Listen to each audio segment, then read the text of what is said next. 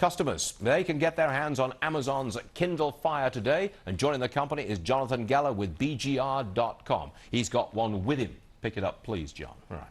Looks a bit heavy, looks rather small, and it's $200, and that's the main selling point, correct? It is. It's a price. It's two-thirds cheaper than any comparable tablet out there. So that's Amazon. They're actually taking a loss on every unit they sell just to get it out there. What can I do with this thing? You can basically buy and consume anything from Amazon. Books, movies, music, magazines, newspapers, subscriptions. So it's all inclusive of all of their content that they sell. So it's basically entertainment, reading, books, newspapers, magazines. That's what it is. Exactly. And also you have a web browser, so you can go on the web, full browser, which works reasonably well. What does that mean? Reasonably well? You know, it's not as smooth, it's not as polished as something like an iPad, but again, it's way less expensive. Okay. So there are some trade-offs there. Now, you don't particularly like this thing, do you? I like it. I just wouldn't personally buy it for me. I do think it's a great gift. It's only $199. And again, it's the least expensive tablet you're going to be able to buy. So it's just the price. That's the big deal.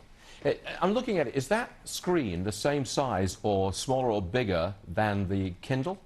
The book reader? It's actually a little bit smaller. Okay. And then there's this big bezel. The problem is that it's not that comfortable to hold and use. These are very small on the sides. So I knew you didn't like this thing. It's not, you know, it's good, but it's not great. It's not great. The Wall Street Journal says it's slow.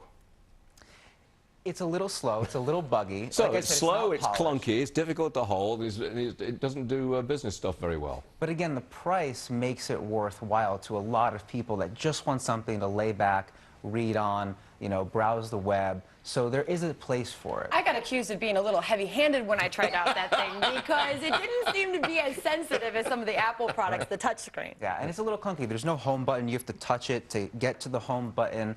They're going to refine it, but yeah, in its current incarnation, it's a good starting device maybe absolutely for someone. Okay, so is it or is it not the first real challenger to the iPad? It is, only because they're going to sell millions and millions of them. You can mix and there is not any other tablet that has sold volumes like the iPad. All right, but again, it's based on the price. Jonathan Geller, BGR.com, offering a somewhat lukewarm review of the new Kindle Fire that goes out today. Thanks very much, Jonathan. Good stuff. Thank you.